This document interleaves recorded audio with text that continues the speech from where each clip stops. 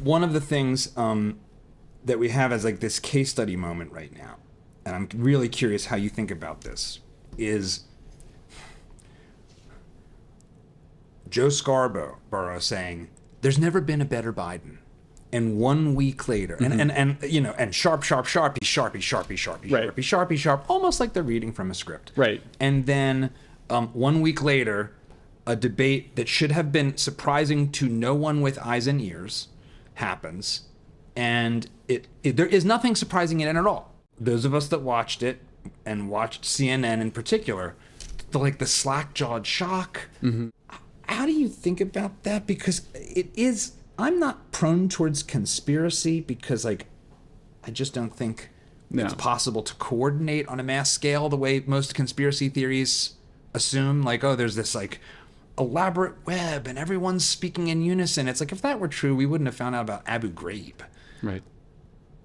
But something's going on. Right. So how do you think about the, like, media turn on a dime, like, memory holing of the thing they said literally 5 minutes ago? Well, I'm so happy about it because, of course, these are my competitors. So the more that they destroy their credibility and legitimacy, the happier I am.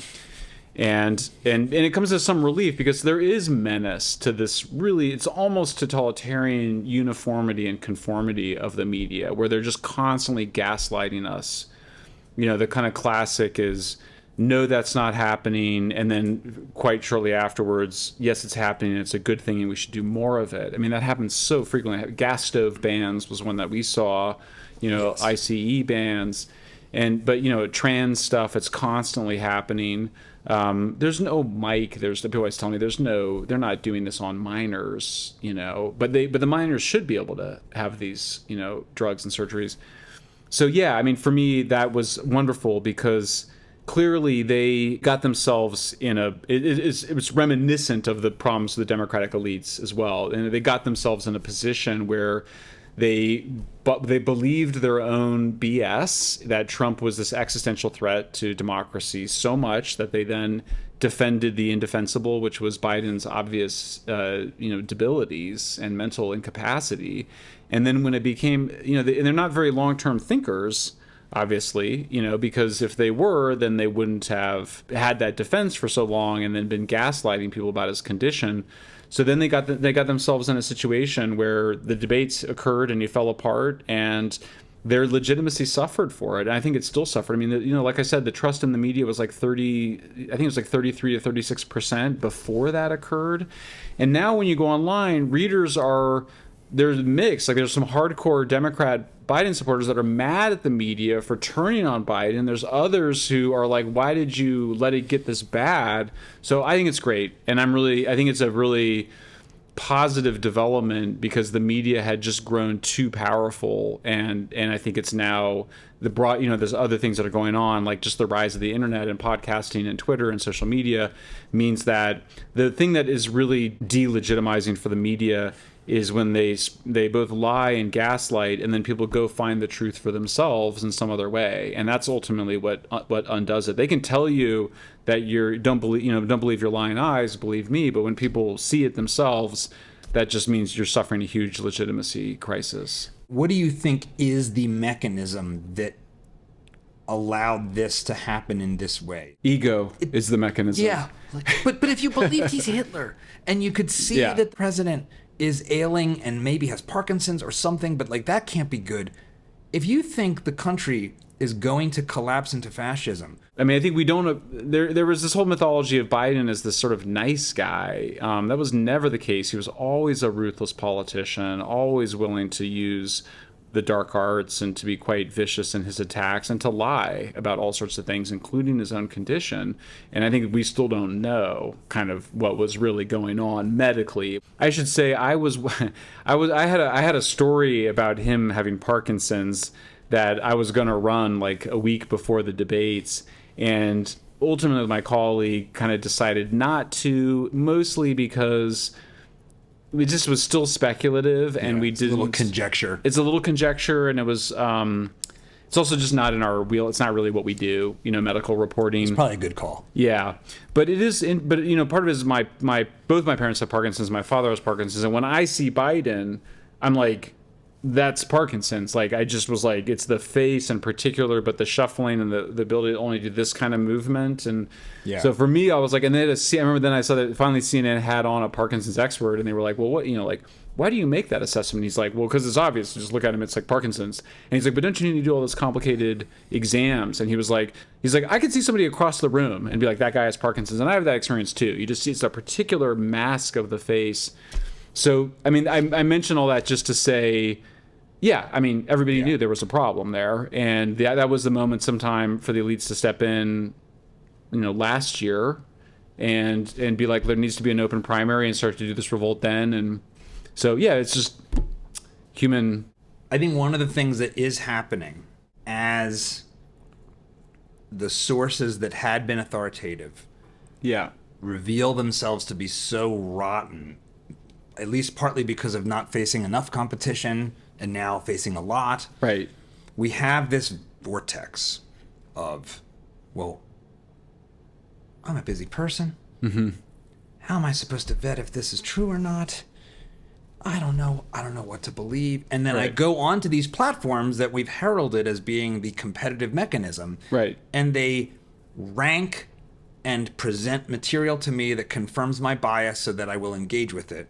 And if I'm not aware of that, it's really powerful. And it's really powerful if I am aware of it, because I'm still seeing a bunch of stuff that makes me angry. So what do I do now? What do I do now as a person navigating a world where it's like, well, those guys are a bunch of schmucks and liars, and half the other people think that we shouldn't get the MMR vaccine, even though I'm pretty sure that's good. I'm pretty sure the MMR is good. Right. But if they were wrong about the COVID vaccine, right. But maybe I'm wrong. Maybe it was just hand washing all along. Like, Right. Yeah, so this is one of the most important questions, right? Is sort of there's sort of two questions. It's like, how do people decide who to trust, and who do they trust, and how is it changing? So the story that the deep state, for lack of a better word, and the elites told after 2016, the story was voters are really gullible. The Russians are doing disinformation. Anybody can make anything go viral. People are more likely to believe falsehoods than truths. Falsehoods travel faster than truths.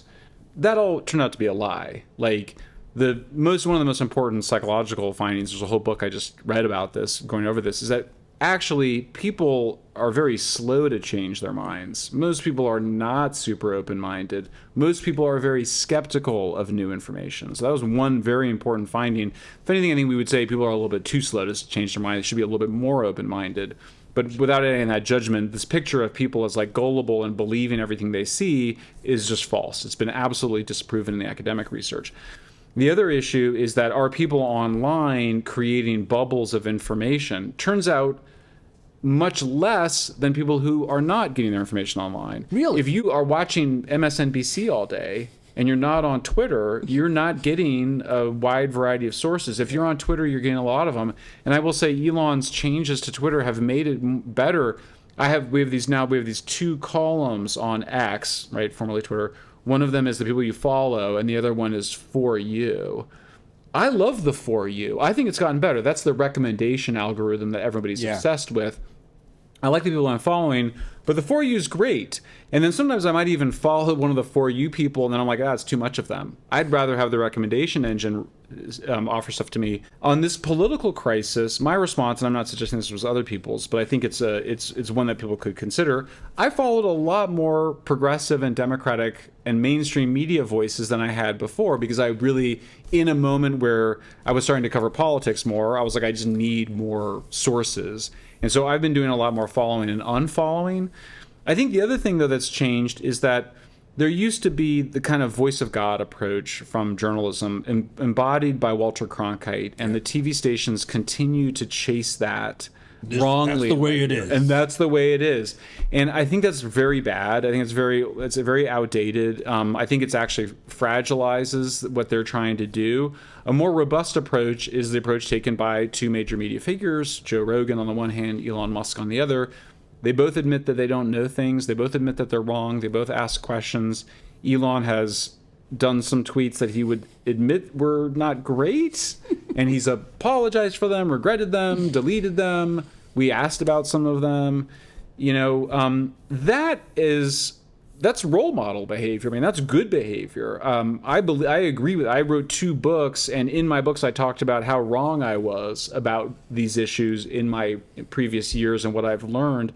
I think that's very, very important for people to do. So we need, I think it's also strategic in the sense that I think if you want to have influence, it's good to admit your fallibility. It's good to admit that you don't know things, that you've made mistakes, and to actually talk about why you made those mistakes, what those biases were.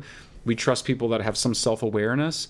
So I think that we're headed towards a relationship to expertise that is really different from the one that pervaded after World War II until the beginning of this century.